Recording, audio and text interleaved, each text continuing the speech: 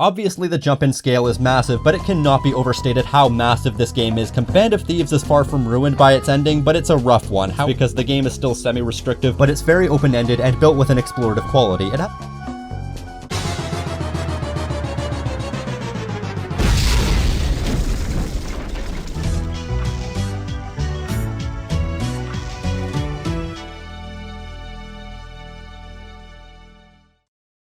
Hey yo, TGX. Dude, they can't see you. What?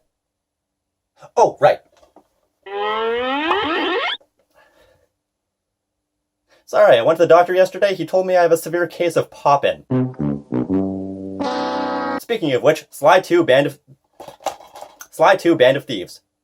Sly 2 Band of Thieves? More like Sly Poo Band of Thieves. Ha ha ha. Nah, I'm just kidding. This game's actually pretty good. So what is there to say about this game? Well, about an hour's worth, evidently. In all seriousness, Sly Cooper and the Thievius Raccoonus was a modest hit critically and commercially. It sold worse than both of its sister games, but earned enough money to justify a sequel. But they didn't intend to make just any old sequel. They wanted to reinvent and redefine what Sly Cooper was, and made a fairly risky sequel with new gameplay, new enhanced focus on story, and all-around new presentation. The funny thing about all three of the 6th-gen mascots is that they all had a very sudden shift in their second installment that really tried to set the bar for what the PS2 was capable of and define what a 6th-gen game was and could be. And, well, there's a reason why there's an argument to be made about all of these second installments being the best in their respective franchises, but I'd say that while the fan bases of Ratchet and Jak are fairly split about what the best game was, Sly is a majority case where Sly 2 is the preferred game. But back when I was halfway passionate about the series, I was a flag bearer of Sly 3 being better, and in many ways I still am. It's just not that simple anymore. There was a time where I thought that Sly 2 was the better game, but I never believed that in my heart. I convinced myself of this because I was under the impression that that was what I was supposed to think. I was a pretty big sheep at one point, however, self-awareness is a virtue. But not to be that guy, although I do love being that guy, Sly 2's quality consensus might have something to do with the fact that Sly 2 is the best-selling game in the series by a modest margin of roughly 500,000 units, with an estimated 1.81 million units sold, and while that's nothing to scoff at, being the tertiary PS2 mascot, Sly was unfortunately outsold by Jak 2 and Going Commando by a less than modest margin like Sly 1 was. But ever since its September 14th, 2004 release, Sly 2 Band of Thieves was critically acclaimed and basically the reason why Sly Cooper even still has a cult fan base to this day, and after revisiting Sly 2, I can safely conclude that it was within spitting distance of perfection, but dropped the ball like a quadruple amputee basketball player.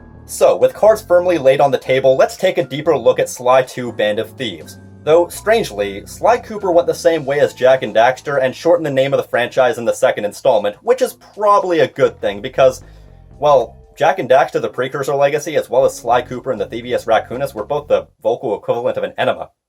Though thankfully Ratchet & Clank didn't do the same, because if that game was called Ratchet Going Command— You know what?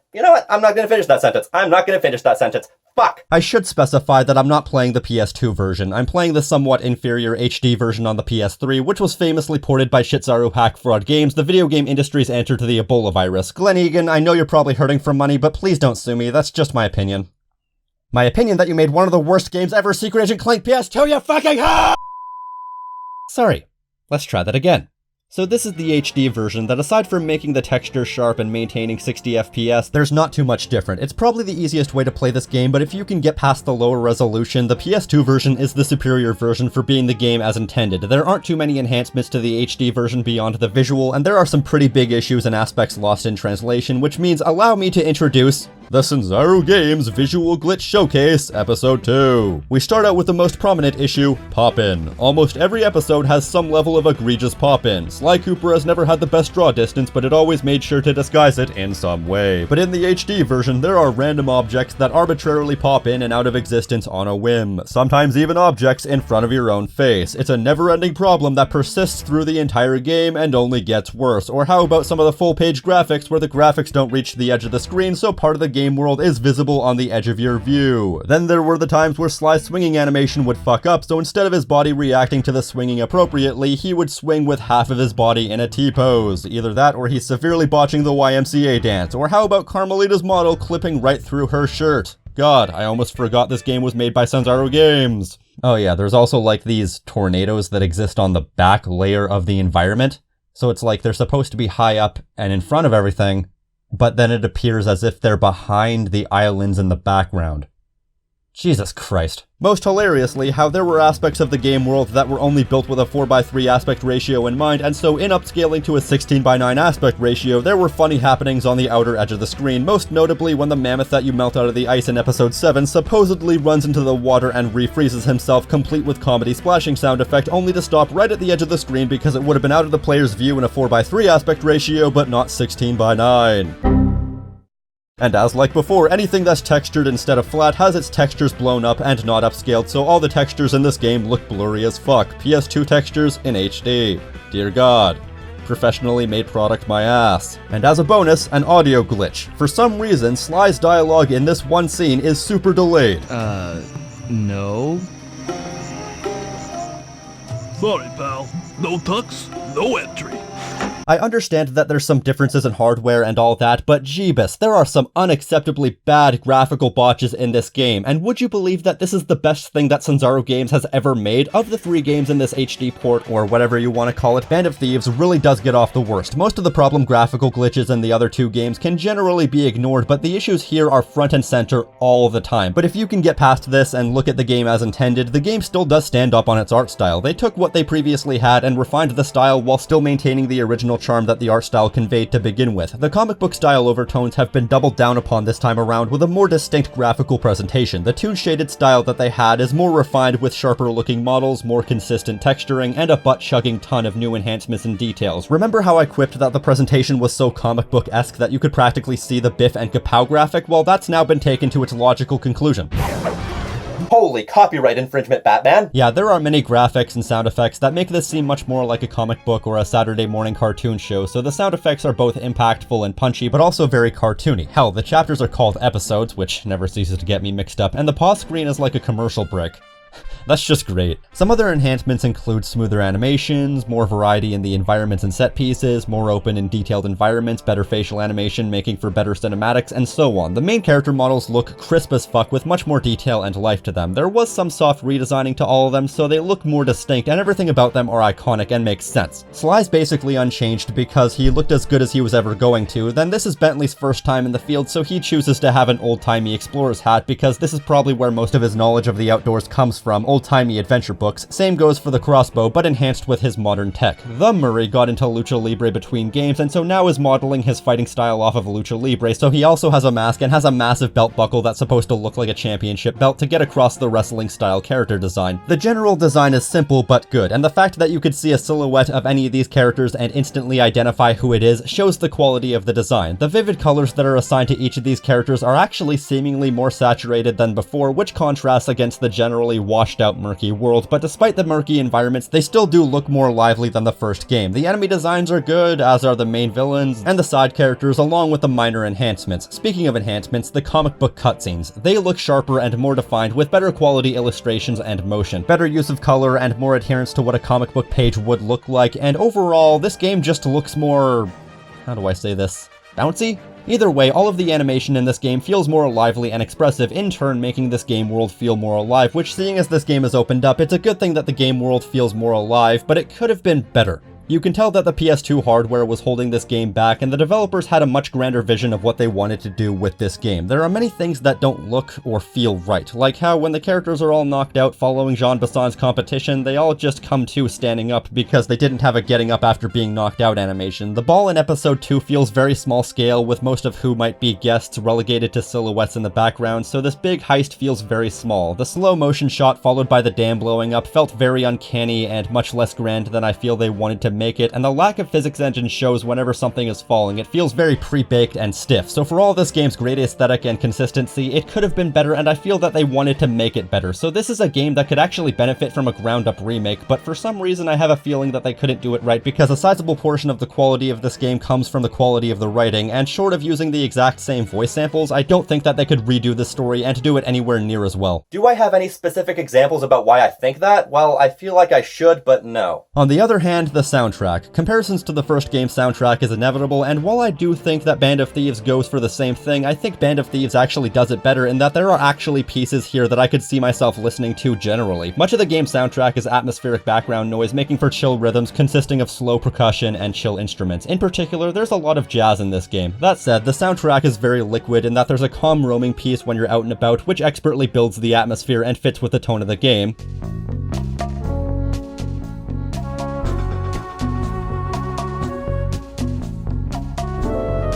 But it seamlessly bleeds into the combat theme, which plays whenever you get into a fight, which is much more fast-paced, exciting, and fitting of the fighting feel.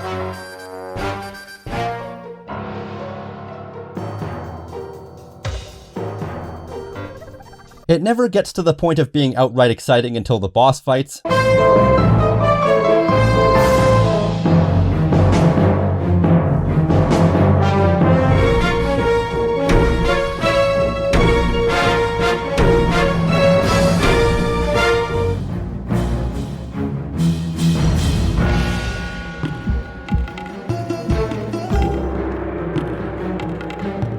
But it's a step in the right direction, and with this game opening up, some of the areas have area-specific themes, the best being Dimitri's club.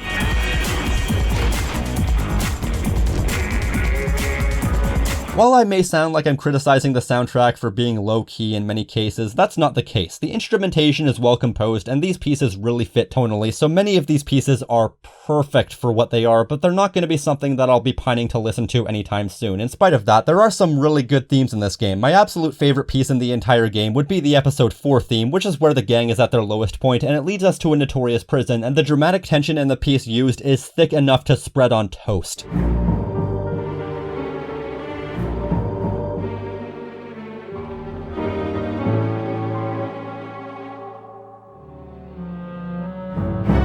And it climaxes with this dramatic sting, which is basically the exclamation point on the piece.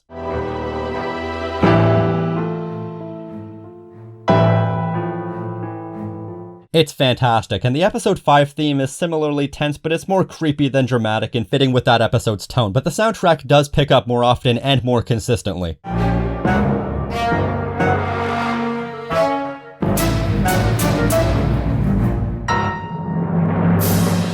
And so it's a step in the right direction, and I do appreciate the skill involved in integrating the standard theme and fighting theme, so it has all the same qualities of the first game's soundtrack and then some, with more upbeat pieces that I can listen to generally, so I can not only say that it's a perfect soundtrack for what this game goes for, but it's also generally a good soundtrack beyond that. With the presentation out of the way, I've been teasing and implying this already, and chances are you've already noticed this from the gameplay being shown, but there is a massive overhaul to the general design of Sly 2 over Sly 1. I mentioned previously that while Sly 1 was basically a 5th gen game with 6th gen sensibilities, this game is where they wanted to go all out and essentially show the possibilities of what the 6th gen was capable of. So the first game was linear, and now the game is opened up to a hub-based semi-sandbox structure. I wouldn't necessarily call this a sandbox because the game is still semi-restrictive, but it's very open-ended and built with an explorative quality. It has a mission structure where you have to go all over the hub doing various missions and tasks to set up a heist as the final mission to steal parts of clockwork, and without context, that sounds very weird. I will say this though, this game did miss a bit of an opportunity in that there's never a mission where you have to collect Clockwork's orange. Waka waka. So this game is like Crash Bandicoot through the filter of Metal Gear Solid by way of Assassin's Creed, and this is the most significant and biggest improvement in the game over the first. Where the first game's levels felt somewhat disjointed and small by the nature of the setup in the sequel, everything in this game feels much more integrated and big, which is also why this game is a bit hard to talk about, because you can't just cover one thing at a time. But I'll try. With that said, for now I'm mainly going to be focusing on Sly's gameplay. We'll get to the other playable characters along with the alternate modes later. So there are 8 episodes, and with the exception of the last one, there's one singular overall goal. Try to set up a heist to steal back a piece of Clockwork's anatomy from a member of what's called the Claw Gang. How do you do this? 3 steps. Initial reconnaissance, setup, heist. Every mission in any given episode is based on one singular sprawling environment and several sub-areas of the environment, and the missions take on many forms. The first game resembled an espionage thriller, and this game is definitely resembling an action heist movie. It's all about the setup and the payoff, and the integration of the game world is very impressive impressive, and the variety in gameplay this offers us that ties into the explorative nature of the game is fantastic. So let's start out at the ground level of how this game plays. The basic moves are you can swing your cane, which is your main means of attacking, you can jump around, and you can cling onto various objects and traverse the environment around you using the circle button, which is one of the primary focuses of the game. Using the circle button is also the button you use to pickpocket guards after sneaking up behind them while unalerted. One thing they added which is very useful is a run command activated with the R1 button. I'd actually forgotten that Sly 1 didn't have a run button, so I kept activating my binocucom accidentally, so that was a big and necessary improvement, but running makes a lot of noise which will alert nearby guards instantly. Using these basic moves, you traverse these open-ended hub levels, and the level design is so intricate. It starts out flat and simple, but then it gets more and more complex and sprawling as the game goes on, and more gratifying to navigate. That's the biggest strength of Episode 8 is the fantastic level design, sense of scope, and almost vertigo-inducing height, and that's the highlight, but all the levels are good. Obviously the jump in scale is massive, but it cannot be overstated how massive this game is compared to its predecessor. You could spend hours just exploring and looking for secrets in between missions in some of these levels, and the massively increased scale also forced another innovation: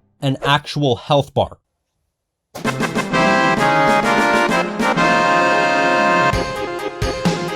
They also got rid of the live system and replaced it with a generous checkpoint system, which makes sense for a non-level based game, so Band of Thieves becomes much less do or die, but it's by no means easy. It's far from hard, but it's nearly impossible to play this game as a straight up action game. This game isn't a straight up stealth game either, as the stealth based mechanics are still not as deep as they could be before you could define the game as such. It's an action platformer with emphasized combat and stealth mechanics. The stealth is still a fairly major focus, so while you can survive fights with minor enemies fairly easily, perhaps even a few minor enemies at a time fairly easily, they hit hard and your health can deplete very quickly if you're not careful or prepared. Even worse are the flashlight guards. They're hard enough to fight one-on-one, but if you happen to get into a fight that involves multiple flashlight guards, you might as well just cut your losses and run away, which thankfully isn't too hard. They follow pretty vehemently, but as long as you're not in an overly open area, it shouldn't be too hard to get away unless you end up with 30 people on your tail lining up single file for a cane-based beating worthy of The Undertaker, but usually you just need to hop a few rooftops or even just turn a few corners before they give up. The summary being is that you can play aggressively, but you'll have a much harder time doing so than if you at least try to stay stealthy. Meaning with the quality of life changes comes compromises, which is good, so you can have a better focus on meaningful gameplay without making the gameplay too easy or too hard. The stealth focus is prominent in the core gameplay and is focused on heavily, but if you happen to get seen by pretty much anything, you can still fight back easily enough, or at worst leg it in the opposite direction, meaning that while the stealth isn't as deep as it could have been, it fits into the combat mechanics pretty well without one taking away from the other, but there's certainly a fun garish charm to sneaking through an entire environment or an entire mission unseen, and the open-ended nature of this game lets the stealth attribute spread its wings somewhat. First of all, the game gives us a stealth takedown, which is really easy to use. It makes a lot of noise, so it's good for a smash and grab and hope nobody sees, so taking out unsuspecting guards is easy and adds a basting of adrenaline in that you're never sure if you'll get caught in the process of dealing with guards, so you'll always have to be prepared to book it. Sometimes you can just leave guards to their own devices and they respawn quickly anyway, but sometimes they can be in your way or you might have a mission forcing you to take them out, and in that respect it's a quick and easy solution that works well. So you wander around the game world, whether this be for getting from mission to mission, doing missions, or just exploring for the sake of itself, and on your way from A to B, you could come across all kinds of fun moments, from being seen by somebody that you didn't see and having to fight for your life or fight for your own good. You could see a guard carrying a special item and have to maneuver yourself over to him without being seen by surrounding guards. The open-ended environments gives you multiple places all around you that you can run away to if you're caught, including designated hiding spots, and there's nothing more tense than a harrowing chase around the hub before hiding under a conveniently placed table and not being sure if they saw you go under the table. Are you safe? Will they blow up the table? It's very intense, and it all makes this game very organic in terms of getting around a hostile environment and makes it very unpredictable. You're never quite sure what to expect as you traverse these hubs, so the stealth is well integrated and really adds to the game. There are also reasons to explore. If you recall, I mentioned that you can pickpocket guards if you sneak up behind them, and beyond smashing random crap, this is a great way to get money, especially if you happen to see a guard with a glowing pocket, because they're the ones with rare treasure and you can steal them and sell them. So I always enjoyed going around finding guards to pickpocket while I was out doing other things. It's not something that I would do by itself, but if I was out doing other things, it's a fun and rewarding side activity during the main activities that don't really distract too much. There's also unique treasures around each level that will either break if they get hit or will explode after a set amount of time. It's always fun to explore and find these treasures, and they're worth a metric shit ton of money, so maneuvering yourself back to the safe house in time without being caught or attacked is both tense and exciting, with a massive reward on the table. Consequently, failing and losing the treasure is a gut punch as you make your way back to try again, but for me the prospect of hundreds of coins just makes me want to knuckle down and try again, unless it's on the opposite side of the map, which isn't unheard of. So the treasures are a great addition that can really put you ahead, and because they're worth coins and only coins, you don't really need to find them to get all the best items in the game, but they're like big executive bonuses. Point is, they're a great addition to those looking for more productive gameplay, but won't affect those who can't be bothered, unlike this game's other major exploratory mechanic, the clue bottles. I mentioned that these were good in the first game because the levels were open, but not so open that they become tedious to find. Plus, the levels were linear, so there were only so many places they could have been. Well, they're back, and there are two major issues here that cause the clue bottles to not work in Band of Thieves. One, the environments are too open, and so it becomes a slog to try and navigate every single inch to find every clue bottle. It's like trying to find 30 specific needles in a particularly large haystack, and the bigger issue is that there's no way to tell where you've been. Some of these areas are distinct enough to tell, but there are so many bottles in nondescript areas, and if you get turned around, well, it's easy enough to forget where you've been and where you haven't been, and so you just end up wandering around. I was trying to make it so I found all the clue bottles before I did the story missions in an episode, but at one point I had to stop recording because I'd been wandering around for an hour and found 29 of 30 bottles and didn't want to waste hard drive space on nothingness. Then sometime through the game I gave up the ghost because it was so monotonous aimlessly wandering to try and find these clue bottles. I do have a 100% save, and here's proof. Money is the universal unit in this game to buy more gameplay, and the methods to do so are actually rewarding, but shifting a mechanic that worked in a linear game into an open area just doesn't work without severe reworking. At least let us buy a map with the clue bottle locations for each specific episode. That way it's a workable compromise. Besides, considering that most of the theoretically best items and abilities are bought from the safe house, the power-ups that the game rewards you with aren't even that good.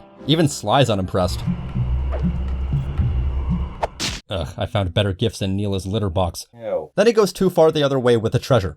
There's no brakes on the never mind. But regardless of how boring the clue bottles are to find, the traversal of these environments are smooth as butter and crisp as Krispy Kreme. The movement controls are of course still akin to that of a 3D platformer, but a good 3D platformer, so your characters feel very weighty with predictable jumps and movements, and the free running aspects are simple and satisfying. This game builds a bunch of platforming challenges like climbing this tower while avoiding falling ice, or climbing this tower with one mistake causing you to fall for ages, or traversing obstacle courses to get a key item, which can take many forms, and there are situationally unique objects all over the place. You get giant bandsaws, to the boat, to the train tracks, elephants, and so on, so exploring and maneuvering yourself is simple, intuitive, smooth, and most of all fun, with more abilities being added throughout the game. Climbing poles, sliding along narrow ledges, parkouring all over the place. It's just fun to navigate and traverse these worlds, and if you can get the basic act of getting from point A to point B to be fun, then stop digging, you've struck oil. While I could spend hours wandering, there comes a time when you have to stop smelling the roses and walk the beaten path, and obviously this game's mission structure is where you get the vast majority of the game's mileage, and as I mentioned, broadly speaking, there are three types of missions in this game. Recon missions where you gather intelligence, setup missions which are as eclectic as they come, and the big episode heist. First of all, we have the recon missions, which all play the same and are standard as they come. You go somewhere and take pictures of the main subjects of the episode, and that's pretty much it. You get to see some unique environments, but otherwise all of these missions play the same. While I like the idea of the reconnaissance missions, they wear on me after 8 times having to do them. Where most missions find a way to stand out at least somewhat, the recon missions are all basically the same, and so they become a bit of a dull routine. Granted, it's a good way to get you to grips with the structure of the level around you, so you can familiarize yourself with the unique gimmicks and layouts of everything, but come on. Would it kill them to find a unique way to open one of these levels? It doesn't help that these missions can be very long. I'm not against the idea of the recon missions, but they were overdone and boring. But then again, this game as a whole is a bit overdone, but we'll get to that. Of course, with this setup, it might be hard to do any other type of opening sequence, but to quote 3 Days Grace, because at heart, I'm still an edgy 14-year-old.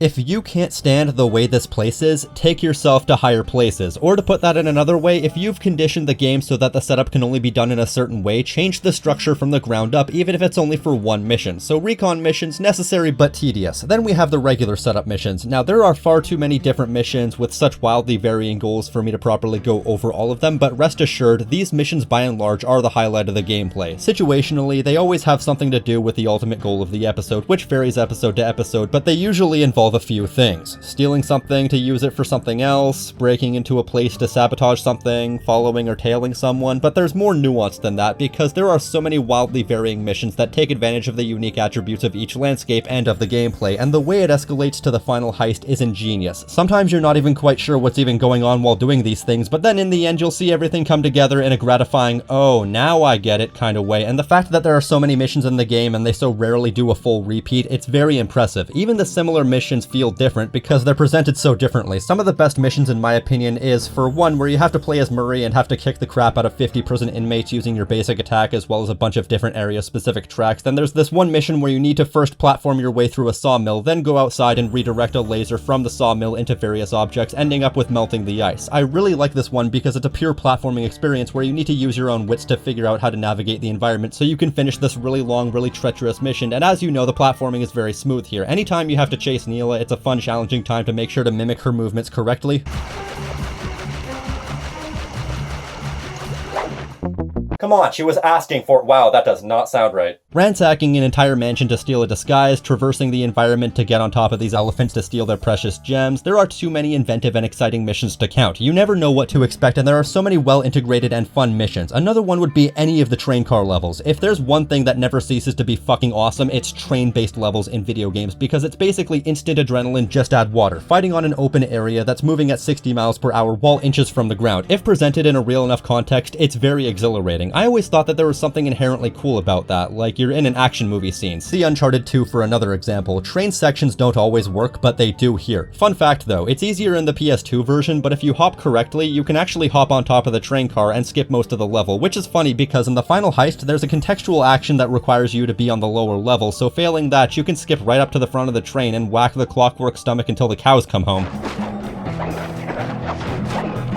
But I think my favorite sequence of missions are the missions leading up to breaking Sly out of prison. I wouldn't necessarily call it fun, but it's harrowing and crushingly tense because you're playing as Bentley, and Bentley within the story and the gameplay is the most frail of the three, and so it's also one of the many examples of ludonarrative synchronicity in the game, and probably the best example. Bentley is alone and afraid and is completely outclassed by every enemy around him in a creepy, hostile environment with creepy music, gothic architecture worthy of Castlevania, and so on. But with that cat out of the bag, Bentley and Murray are the two extra playable characters, and they're a very mixed bag. The game is clearly built for Sly, and so when you play as Murray and Bentley, you can't help but feel like it's unnecessarily restrictive. Summary being that it's just not fun to navigate these hubs as Bentley and Murray. Their missions are generally fine because they're built for the character's limitations, if anything else. Bentley usually hacking or blowing stuff up, and Murray usually smashing stuff, but just getting around as these two is not fun, and even if you exclusively do the exploration as Sly and only play as the other two for missions as they come up, you still need to get to the missions, so you still have to navigate the hubs, which are built for an entirely different gameplay style. In theory, having the extra playable characters was a necessary extension to the gameplay, but in practice, it's just irritating to play as them, and there will always be missions where you have to play as them. They can't even pickpocket coins from guards, so there's literally no reason to play as them outside the missions. They're afterthoughts. Murray is slightly more practical in that he's the most powerful person in the group and can kill most guards in a few hits. Even flashlight guards were made my little bitches, although somehow Murray's impact graphic isn't fixed. If you turn while the impact graphic is on screen, the impact graphic will move with you and damage anyone that runs into it, which is just so weird. I'm not sure if this was a Sucker Punch thing or a Sanzaro Games thing, but either way, someone wasn't doing their job. But otherwise, the alternate characters are just not fun to use. They get slightly better after you buy some of the more exuberant upgrades, but those don't come until later. Before that, though, let's talk about ThiefNet. It's a bit of an outlandish idea to have a website dedicated to buying and selling stolen gear and goods. Like, who's buying all of this treasure? But then the treasure you get from guards and around the level can be sold here. You might think it's better later when you just get the money right when you steal the treasure, but not necessarily. The only time you're going to be spending money is when you're on the computer, and so you're already there, so having to pop over to the other tab and press a few buttons is almost no work, and it helps build the world. But the upgrades are also a mixed bag. The only one that's always useful is the smoke bomb, because it instantly makes you lose pursuers.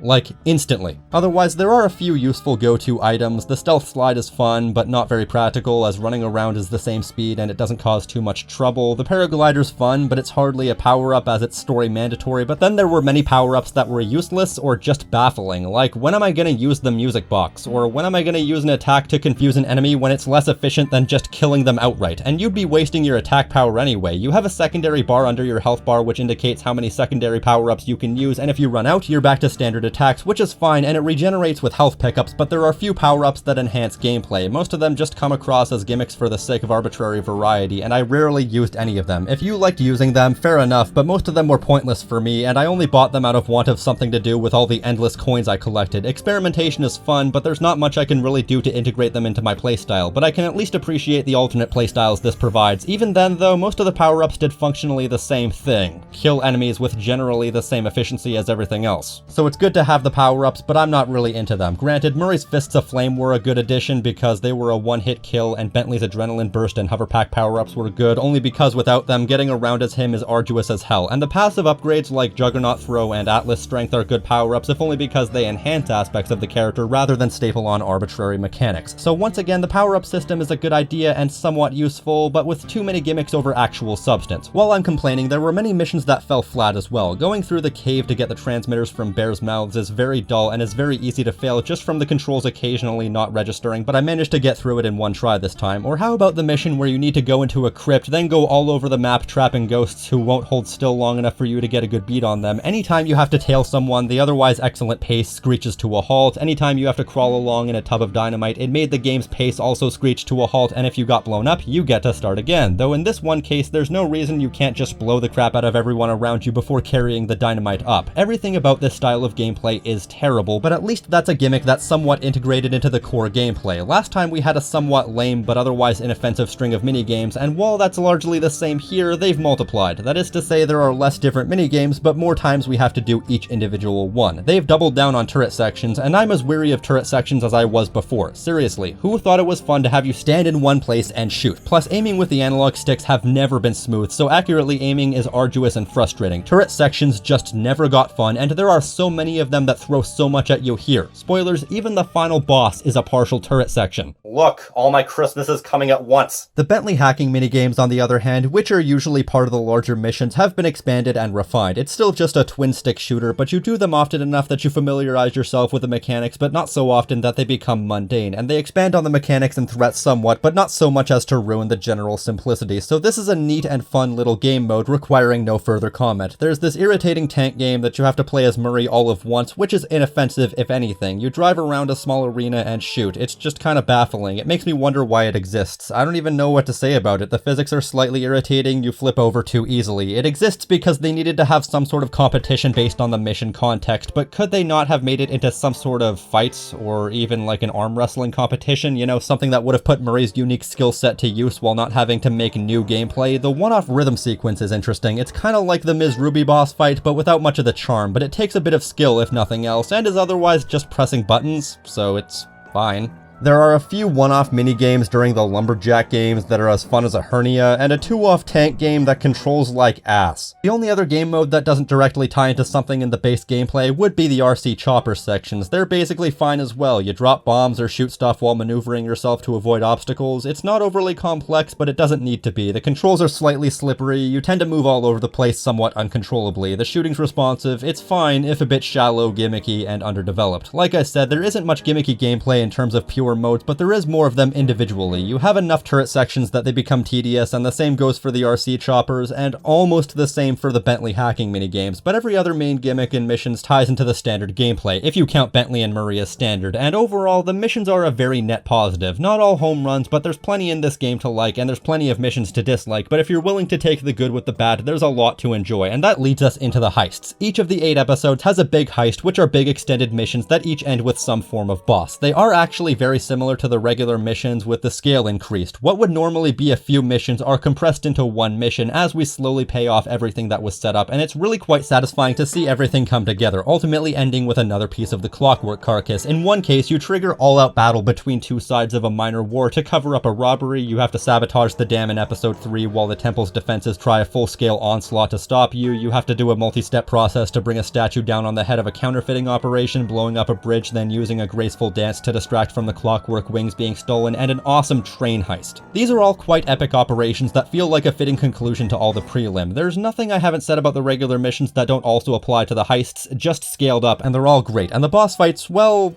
they're a mixed bag. Some of them just end with a weird sequence like the episode 4 chase, or in the case of episode 6, a glorified mini-boss with the RC chopper, and ones like the Contessa are way too easy. You barely even need to dodge, just whack. But there are some good ones, famously the hectic boss fight with Dimitri, the one between Murray and Rajan, the inventive boss fight with Bentley and Jean Bisson where you use the environment, so everyone has at least one chance to shine. It's a shame that the worst boss fight happens to be the final boss, but that's not just because of the boss fight itself. If I were to sum up the gameplay in one word, it would be ambitious. They really did throw a lot of shit at the wall, and you can tell that Sucker Punch had a lot of passion for what they were doing, and it shines through. Sure, it's not perfect, but this game is massive, and in the end, they created something that's really special. However, while the gameplay is damn good, the real meat and potatoes of this game is the story. Because I'd say that the vast majority of this game from a writing point of view is one of the most elegantly and skillfully written stories I've seen across all of media, not just video games. The adherence to continuity, the tightness of the writing and dialogue, the individual arcs, the foreshadowing, the gripping emotion and stakes, it takes you on a ride. It has all of the hallmarks of having a very singular and deliberate focus, which makes sense because, as far as I'm aware, this game's sole writer was Nate Fox, who was only partially responsible for the first game's story. Dude, you do not get enough credit. I should mention first that this game does have a prequel promotional comic that's worth checking out. It's mostly just for world building, so it's kind of irrelevant to the events of this game, but it's still pretty good. So as before, this game starts out in medias res, and I still refuse to pronounce it as race, with all three members of the Cooper gang breaking into a museum in Cairo for seemingly unknown reasons. Right from the beginning, we see that things have changed, and all three members have grown to be agents in the field. Like before, this is a great prologue that immediately reestablishes all these characters through dialogue and interactions. Everybody's introduced with a freeze frame and a title this time around.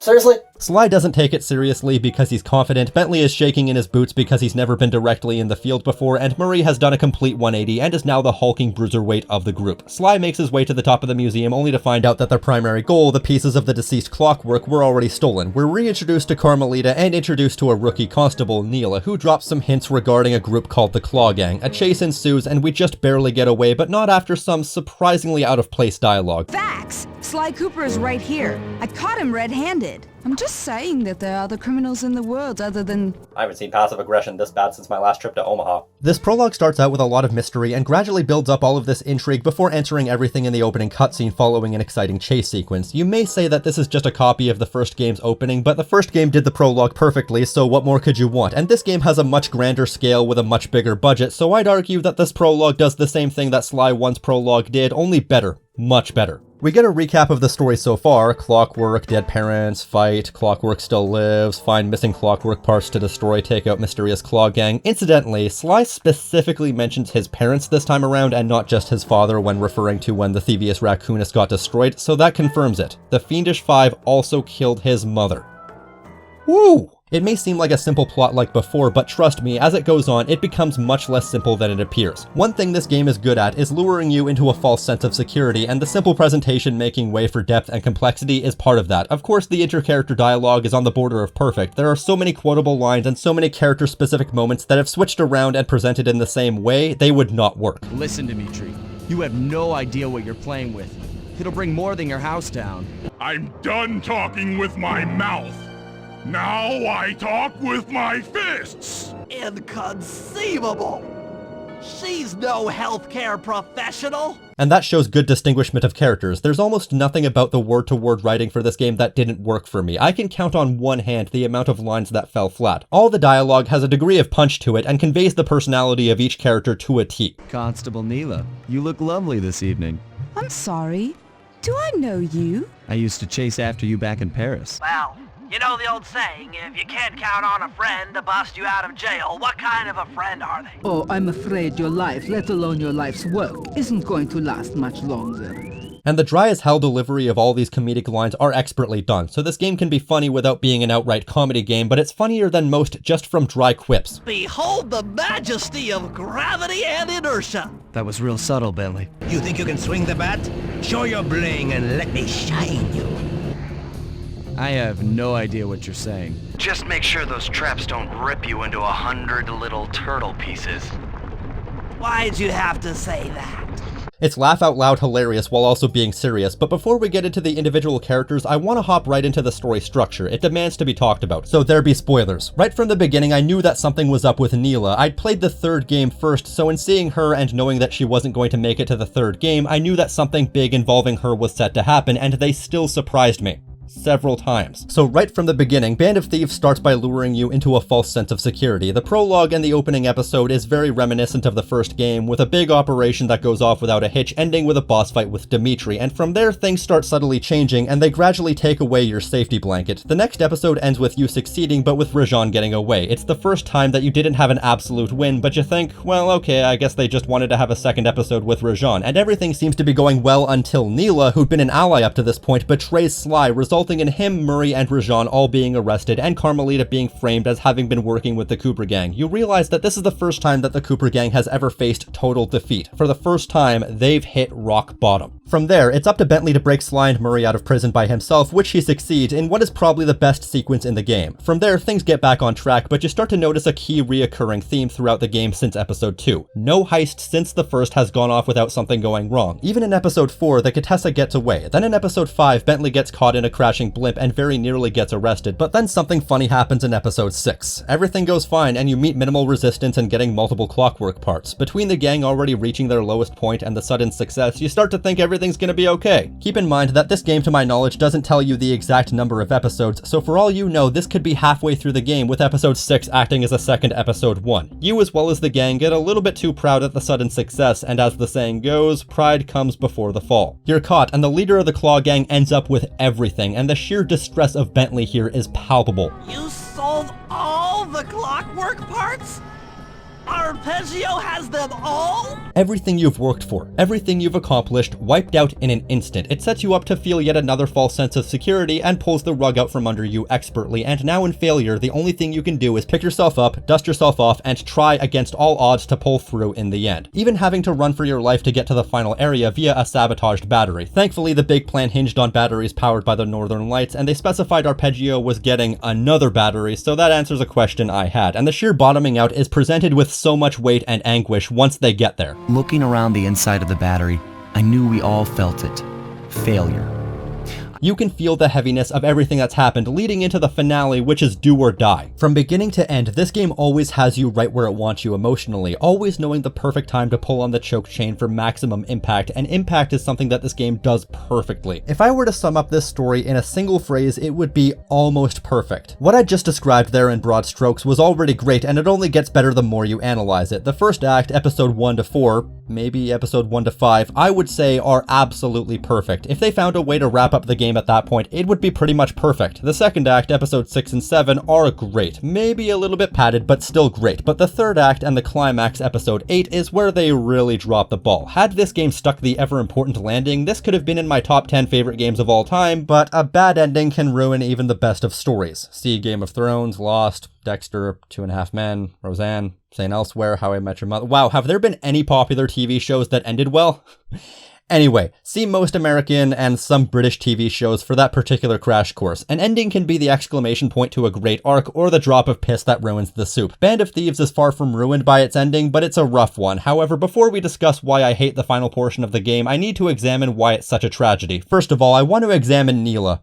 Jesus, Internet, not what I meant! Neela's the newest member of the Central Ensemble and could arguably be considered the main character, as she's basically central to everything going on and is present throughout almost the entire game. The phrase strong powers of persuasion are mentioned in the manual, which implies that her way with words goes much deeper than just a charming personality. As it happens, she was hired by Interpol when it was discovered that she was manipulating other people to do her university work. They thought that she would have a leg up on manipulating notorious criminals, so they themselves hired a corrupt cop, and trying to have someone who could play others, they themselves got played. She's the one who's subtly manipulating the events of the game. She drops hints about the Claw gang, she helps out the Cooper gang for the first few episodes when she's not legally allowed to get involved. Sly and her start to develop a thing for each other, and Sly even asks her out on a date, but it was all a ruse to get the Cooper gang right where she wanted them, which gives the immediate guttural reaction of, "You bitch!" Because not only was she playing Sly, she was playing you, the player. Neela's turn itself lures you into a false sense of security because it makes you think that this is as far as they're gonna take it, only for the rabbit hole to go deeper and deeper. You think that she was just doing her job, but then why did she frame Carmelita? Why is she going after clockwork parts? Something seems fishy, so there's so much going on with her and it's endlessly intriguing, and so when the big third act twist happens, which I guess I should spoil, is that she was secretly working for the Claw gang the whole time, it's the final thread that makes everything make sense. There's so much foreshadowing and clever hints staring you right in the face that you don't see until it all comes together. It should be no secret at this point if I mention that she ends up being the main antagonist. Ain't no Sucker Punch Productions main villain gonna be some underdeveloped underdeveloped, pathetic, frail weakling like Arpeggio, it means that one of Neela's main strengths as a main villain is that you never even suspect her. In the beginning, she seemingly comes across as what everybody would scream at Carmelita for not being, a rational person who sees that crime as a spectrum and it's never as black and white as you may think, employing aspects of vigilante work when being a cop wasn't working. You can work with criminals if it's a means to an end. She has an appealing mean streak to her and even a bit of an unapologetic bad bitch attitude, but very witty and charming along with that, which is where her and Sly find such great chemistry, or so you may think. The great thing about this is that when she does turn, it's not even that much of a shift. Imagine that, a villain whose pre-established ally personality lines up with their villainous personality, so the shift makes sense in hindsight and feels natural. But I think one of the bigger issues with the second act, you know, episodes 6 and 7, is that she shifts from a manipulative, devious bitch to a bit of a mustache twirler, which didn't really work. It just felt slightly forcefully delivered, but you ain't seen nothing yet. She betrays everyone, the Cooper gang, Carmelita, the Contessa, Interpol, and eventually even the Claw gang itself. It almost becomes a running joke that nobody suspects her. She's always in it for herself, and she's such a fantastically devious bitch that nobody ever suspects her, and she becomes more and more hateable with every passing interaction, and her character is expertly portrayed by one Elisa Glidewell, who really makes these shifts in personality feel natural. She really does sound like a smarmy, underhanded,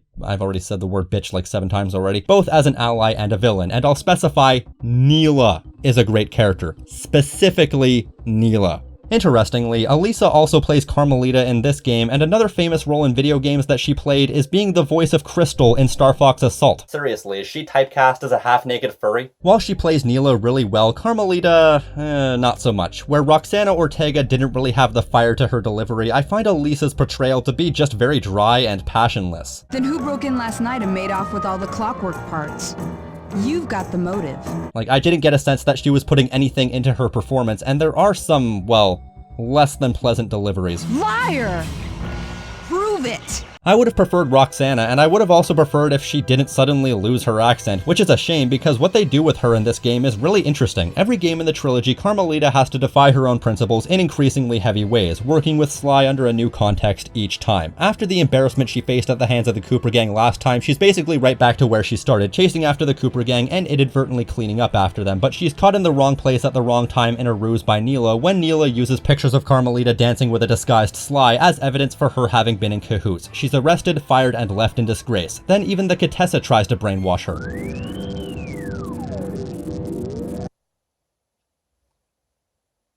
This is either the result of someone's fetish or the cause of someone's fetish. And the fact that everybody believes Neela, a brand new cop, instantly over an established cop of Carmelita, really does pay dividends to Neela's persuasive power. And after she's broken out, she spends time trying to prove her innocence, but is forced to work with the Cooper gang in and out of gameplay. She's conflicted with the want to do what she feels is right, but is trapped in the loop of being a disgraced former cop and a framed wanted criminal, failing to clear her name time after time, but not wanting to resort to crime. But she takes charge of every situation she's in, and even manages to capture Murray at one point, leading to some great dialogue where you really see for the first time that even though she's a cop and an irrational lawful good, she's a decent, kind-hearted human being above all else. Or fox being?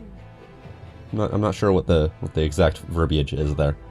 Yeah, whatever. She serves, but she also wants to protect, and is also smart enough to wear a jacket in freezing weather. What a concept. Seriously, what was up with that in Sly 1? She becomes a lot more human with this fish-out-of-water storyline, and a lot more sympathetic in having to adapt to circumstances beyond her control. We still don't really know much about her, other than that she's an absolutist, an obsessive, a workaholic, slightly insane, and we don't really find out much more about her here, other than some appealing details, but we see her in a much more vulnerable position, and seeing her hit rock bottom alongside the Cooper gang is genuinely heartbreaking enough that you want to help her overcome this, even though she's technically your enemy, and in the end, you do help her. And this is very subtly foreshadowed. You see, the foreshadowing in this game is some of the best I've ever seen. There is so much that you can go through and pick apart these little teases. These can be pretty big pieces, like Carmelita mentioning the Contessa in the prologue, which at first you think is just for the sake of world building until the Contessa shows up, but then you get into the subtleties, like in this scene. Are you using me to get at old Ironsides? Yes, I am. Do you mind? Not at all.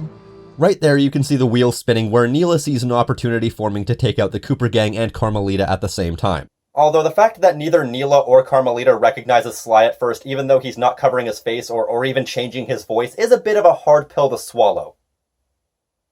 Like, are the pipes in France made of lead? Or the example I was bringing up a minute ago. Sooner or later, I'm gonna have to figure out a way to clear her name. Some way other than turning myself in. And lo and behold, what happens? He's put into a situation where the only option he's left with is to allow himself to be arrested. Sly in the beginning was taking the piss out of the codenames that Bentley gave everybody, specifically Bentley's The Wizard moniker, but then when Bentley breaks Sly out of prison, with a sudden newfound respect for Bentley, he says, "Truer words were never said, wizard." A recontextualized setup from the beginning of the game that shows the character growth. Possibly my favorite piece of foreshadowing in the game is this line of dialogue. I'll find you, Cooper! The reason this is so great is because it's the final sting before the credits. I'll find you, Cooper!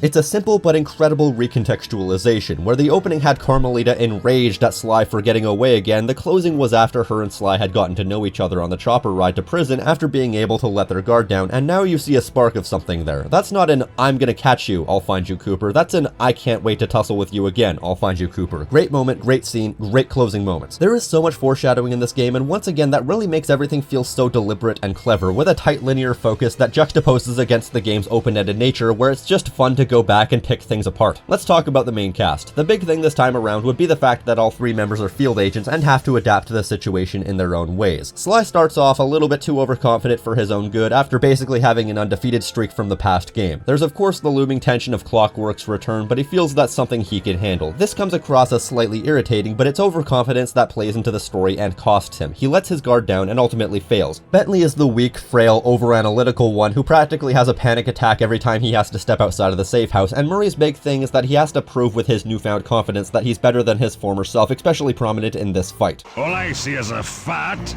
pathetic weakling. He proves with his fists that he's more than what people think of him. Look at that, he's called fat as an insult, then immediately proves him wrong. However, there is a bit of an incongruity with how Murray is presented in this game versus the previous game, because he's always been a bit of a bumbler, he's always been a bit of a buffoon, but in the previous game, he installed the upgrades to the van preceding episode 5 all by himself, like 100% by himself, which implies that he has some sort of practical intelligence, but that's never really brought up again. As far as this game is concerned, he's always been an absolute idiot, when that's not entirely true. All of this is brought forth by the fantastic voices of Kevin Miller, Matt Olson, and Chris Murphy, who have really come into their roles as these characters and portray them expertly. They really bring these characters to life like nobody else could. Fittingly, as the two overconfident characters, Sly and Murray are the ones cut down, while perpetually afraid Bentley is left alone and afraid to fend for himself, which leads to some great dialogue by itself. The long walk out of the jungle gave me time to reflect, and with each passing step, my sense of isolation grew. The gang hitting rock bottom in episode 3 is probably the highlight of the game from a story perspective, and there are a bunch of little details that play into this. They were separated for a week for a start. It took a sleepless week of data crunching, but I eventually tracked down the location of my friends. Murray and Sly are subject to glorified torture and mind control at the hands of the Contessa. For a week.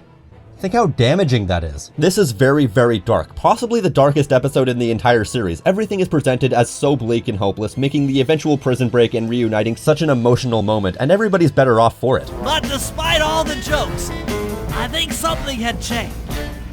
Since childhood, the three of us had never been apart, and our recent isolation gave us all pause for thought. It gave the gang a much better appreciation for each other, which was starting to waver in the earlier parts of the game. Looks like you're on your own from here.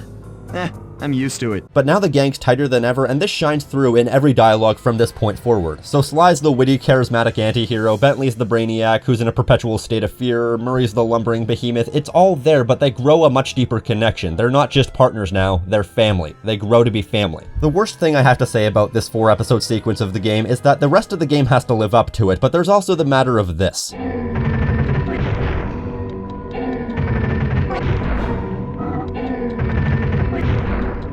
It's hard to present genuine anger in media like this because it's something that could really scare off the viewing audience, the younger crowd. So when Murray is in a fit of rage, it's presented comedically, which takes away some of the impact, but that's more or less a nitpick, and otherwise this 4-episode sequence is almost perfect, pulling you in and pushing you down so the rising back up is the most triumphant feeling you'll ever feel, which is why the game's quality starts to waver after the 5th episode. Let's talk about the Claw Gang a minute. Spelled with a K and 2 W's. Well actually, I just now, like literally right now as I'm saying this, stumbled upon a bit of trivia. So from the first Jak and Daxter game, there was an enemy called Claw, with the same spelling and everything. So I think Sucker Punch might have been making reference to that.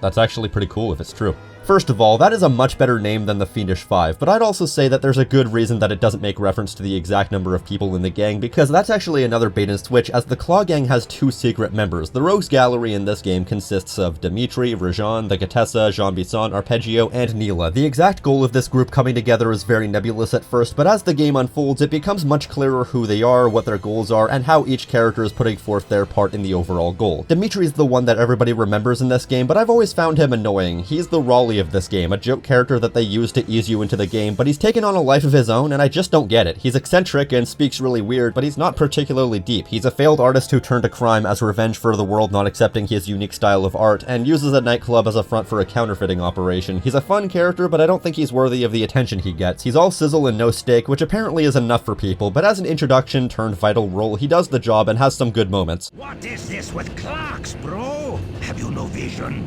Are you hearing what I mean to you? You think you have juice? And he gets better in his next appearance in Sly 3. Rajan is an interesting case, as he obviously has a mean streak, but also has a level of self-consciousness, as he wants everybody to know that he's a big deal. Growing up in poverty and finding crime as a means to an end, he was the catalyst for the big spice operation that became the central plot. He's incensed at the idea that he could be outdone by anyone, much less riffraff like the Cooper gang, his pride ultimately being his undoing. The Contessa's really interesting because she's a massive bait and switch, a high-ranking warden that uses hypnosis and what can only be described as torture to get her prisoners to tell her of their fortunes and where they're stashed, using the prison as a front for an illegal torture-based extortion racket. That's ice cold. Later, it becomes a little bit more obvious that she was a criminal, because later on you learn that her husband, a man who was very wealthy, died shortly after their wedding, so it makes sense to anybody with half a brain at that point that she would end up being the baddie. She's probably the second best villain in the game, second to Neela, and she has so many great moments. Just lay back and relax. Go to your happy place and stay there forever. Then Jean Bisson. He's an 1850s man who got caught up in the gold rush and ended up being buried alive and frozen, but now he's unfrozen and tragically believes that the only way to progress as a civilization is at the sharp end of an axe, which would have made him a hero in the 1850s, but the villain in the early 2000s, which actually provides a classy commentary on the unnecessary expansion of civilization and the destruction of nature. He seems like a simpleton, but he's much smarter than he lets on, ending up being the only villain to completely foil the Cooper gang's plan, but he's also a tragic figure in that he's just very misunderstood and out of his time. Then finally we have Arpeggio, the brains of the Claw Gang, who was a studious bird at the top of his class all his life, but physically underdeveloped, and seeing the opportunity, he constructed a plan with all of these different pieces being put into place so that when the time was right, he could get all of the different pieces of clockwork together and create a new strong body and a plan in place for immortality. He's very weak, but also very mysterious and underdeveloped like clockwork, but for much different reasons. So I guess as far as ending spoilers go, this was his plan. So one of the subplots that were being set up for the entire game was that of an illegal spice that was being distributed by the Claw Gang. Used in excess, it would cause sudden uncontrollable anger in the consumer. It's introduced so nonchalantly that you don't even think it's going to play that big of a role, but then it slowly becomes a central point of the story, so part of the game becomes shut down the illegal spice operation while also stealing back clockwork parts. It's being produced by Rajan, used by the Contessa because it makes people susceptible to hypnosis, distributed by Jean Bisson, all spearheaded by the leader of the gang, Arpeggio, but because it becomes such a central point of the story, you wonder where it's all going, and it turns out that Dimitri was secretly feeding all of his club guests with spice. But why? The spice makes you susceptible to anger when eaten in excess, so Arpeggio hooked up the Contessa's hypnosis technology to the airship and was going to use it on the people of Paris to trigger a laser light show that will activate the spice so that they'll become incensed with hate, like what happened with Marie in episode 4, another bit of foreshadowing, all powered by the Northern Lights batteries by Jean Bisson. So everything starts to interweave into Arpeggio's plan. All of this will make him, with Clockwork's carcass as a new body, immortal. Somehow. And this is where things start to fall apart a bit. The nature of many of these things you realize are poorly explained and as such are very confusing. Structurally, there's not much time to explain all of these things, but I shouldn't have to break out the 3 days grace again. So Clockwork was fueled by his hate, correct? Well, how are other people's hate supposed to fuel him? Moreover, there's a fundamental misunderstanding of what the word hatred means. Putting everybody into a rage frenzy isn't hatred, that's anger. Hatred is a simmering pot on the stove. Anger is a whistling kettle. Hatred is a scar. Anger is a cut. But there's a massive elephant in the room in this case. The entire spice operation had been shut down for months. How do I know this? There were a few episodes where they explicitly said that there were time gaps of several weeks at a time. It took a sleepless week of data crunching. Needless to say, we took a few weeks off before getting back to work. We'd be back in action soon enough, but for now, well, we just laid low for a while. But if the plan relied on Dimitri having fed spice to his guests, him having been caught would have stopped that. Right? I mean, it all has to do with his club. So if he and his club were shut down, suddenly people weren't eating spice in Paris anymore. So let's just say the time gap between the episode where Dimitri is caught and episode 8 where the plan unfolds is, say, 2 months. Are you telling me that the spice somehow remained in people's systems potently enough to activate their rage after all that time? I'm not sure I can buy that. But most of these are small potatoes. The real issue begins the moment Neela predictably betrays Arpeggio, and what happens? She somehow, for reasons unexplained, merges herself with Clockwork. And this happens. Behold, Clockla is born! You know, the last time I saw this, I was so utterly bewildered that I gave myself a concussion in my confusion. That's not a joke, that actually happened. Holy shit, I'm like a Pokemon. Look, I'm willing to accept the outlandish premise of Neela merging with Clockwork. I'm even okay with Sly just standing there and letting it happen, but there are way too many things that go unexplained, and to be quite frank, they ruin Neela and Clockwork at the same time. Neela was a great villain. Clockwork was a great villain, but combining them doesn't work because they individually work for reasons that don't mesh, and in trying to have Neela do a Clockwork impression, it just sounds so forced and cringeworthy. I am revenge. I am the Alpha and the Omega. Clockla! The voice acting is very stilted and unnatural. You can tell that it's not something that the voice actress was good at, and the delivery is just so awkward and cringeworthy. I have the strangest sense of deja vu right now. The presentation is so forced and so poorly presented that it ultimately takes away from everything that we've seen up to this point. Neela's a great villain. Clockwork is a great villain. Clockla is shit. I once made a video telling how I would do it, which I guess I'll link in the description, but my basic outline was revive Clockwork. Don't merge them, then have Neela use Clockwork, ultimately betraying him as well, but this? It just seems like they had no idea how to end it and hastily threw this plot point together 5 minutes before deadline. Then it gets worse. After a series of really boring missions where you need to wander all over the airship to sabotage it, all the while avoiding Clockla flying around, you then enlist Carmelita to help fight Clockla. Suddenly you're in the final boss. Like, very suddenly. There's no build-up. Like, wouldn't it make sense to have like a cutscene where, you know, they're flying the helicopter and then you see, you know, Clockla flying past your view and then you go into the final boss? It just cuts from one to the other. Yeah, whatever. And this first part of the boss is a really obnoxious turret section. There are too many things to contend with, everything's moving in multiple directions, so where you might be pointing your crosshairs is not even close to where the bullet might end up. Funnily, I actually thought because I was being a tail gunner, I'd put on the Iron Maiden song Tail Gunner, and then about halfway through I realized, wow, I forgot how much this song sucks. It does get better though. Clockla takes Murray and Bentley, and the next part is a challenging platforming section, followed by a smackdown on Clockla. Although I will say, like, this used to be really obnoxious for me, like, I would constantly fail it over and over, but for some reason I got it in one try here. I don't know what's happening. The final hurrah comes when you have to crack open Clockla's mouth and take the... hate chip? Keska fuck? What?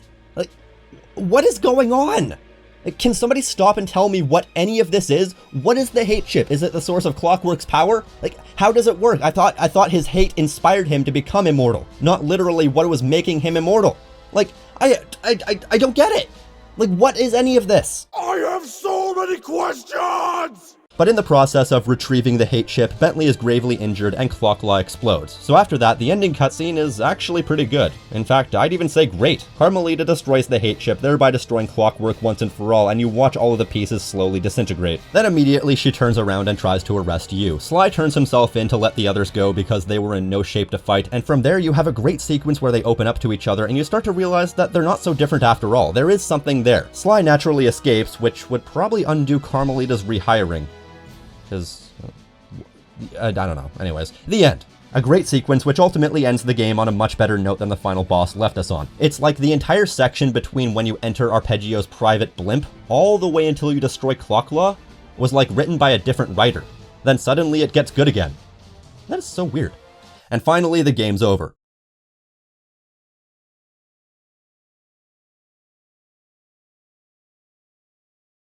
Well, if you insist.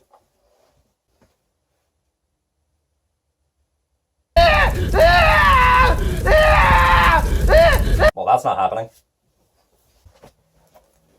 This game is the definition of being on the verge of greatness. There is so much this game does right, and had this game maintained its quality from the first half, or at least the first 7 chapters, it would have been an all-time favorite. It does everything right. right up until the ending portion of the game, and ultimately it leaves me with a negative taste in my mouth. I want to like Sly 2 Band of Thieves like everybody else, but I just can't. While I really do like this game, it's a solid game, I'm not going to deny it. It does basically everything right, except for the ever-important portion of the game where Clockla is in the game. Well, okay, that's not technically true either. Remember how it was a point that Sly 1 was notoriously short? Well, Sucker Punch certainly took that to heart, and with a suddenly inflated budget, overcompensated and made a game that was strangely too long. This game isn't nearly as long as I remembered it being, but I still maintain that the game is too long. There are 8 episodes and each range from 1.5 hours to 2 hours, give or take depending on the tendency to explore and look for clue bottles. In any case, this game just feels slightly too padded enough that it's noticeable and wears on me. The thing is, every episode serves a purpose and couldn't be cut without ruining the story. It's all necessary plot. Until episode 6. Episode 6 is great, but it's the first and only case of an episode where not really much happens at all except for us setting up a false sense of security leading into the penultimate episode and the gang's ultimate fall from grace. There's even a mission where you have to break Murray out of jail again because Carmelita caught him while we weren't watching, and you get a rare moment of interaction between Murray and Carmelita. It's a cool mission but has nothing to do with the plot as far as the episode is concerned, and honestly there was no reason for Jean Bisson to have 2 episodes, especially when Dimitri only got 1. So here's what I would have done. I would have integrated aspects of episode 6 and episode 7 to make a super episode. What if we had a longer episode where we managed to get a whole bunch of clockwork pieces, have a mini boss fight with Neela, have the Carmelita catching Murray aside be better integrated into the story, and almost swindle the clockwork talons as the final exclamation point, and to have it all come crashing down via some guy who we've only just met and have taken as a fool up till now? If you ask me, that would have been more shocking and sudden, with the added bonus of cutting the tedious parts of the game down enough to make the length more palatable. Cut the fat without losing the meat. But fair's fair, the reinvented gameplay is great, the story, writing, character interactions, and everything that comes with that is on point, and honestly, I can't stress enough how well this game is written. It plays with a lot of adult themes in very mature ways. Manipulation, torture, false identities, overcoming your past, and so on. This was true for the first game, but if you just changed a few things about this game, it would easily be an M-rated game without changing anything. Spice is basically an illegal drug, the Contessa straight up tortures people, there was a full-blown war, but they skillfully made a very mature game E-rated so that anyone can enjoy it and appreciate it, and that's the real strength of this game. This game transcends its subject matter and its premise, and it's just a genuinely amazingly written piece of media. Sure, it stars cartoon animals, but as I said before, in the face of good writing, that's irrelevant. Ending aside, this game nails it. You may not find this game a big challenge or engaging gameplay-wise, but if you're in the market for a gripping emotional roller coaster, ending aside, you'll find few games better than Sly 2 Band of Thieves. There's very little I can say negative about it otherwise. It's a fantastic game in almost every way, but leaves itself inches from perfection.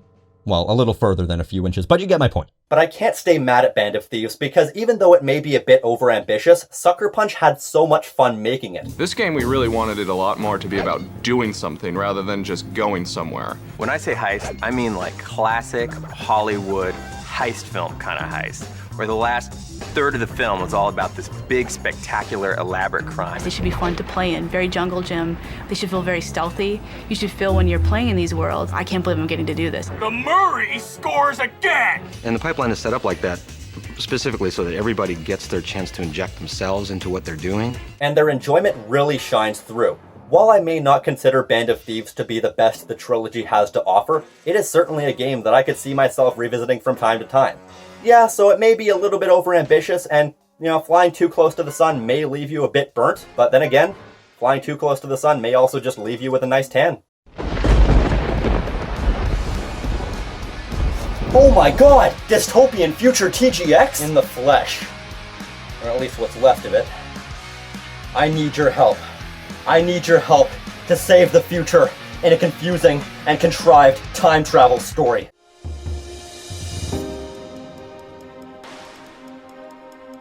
Fuck that. This shit again? Seriously? Fuck time travel stories. Seriously. This video was brought to you in part by my lovely patrons. I thank you for your continued support. If you want to become a patron for TGX, the link is in the description.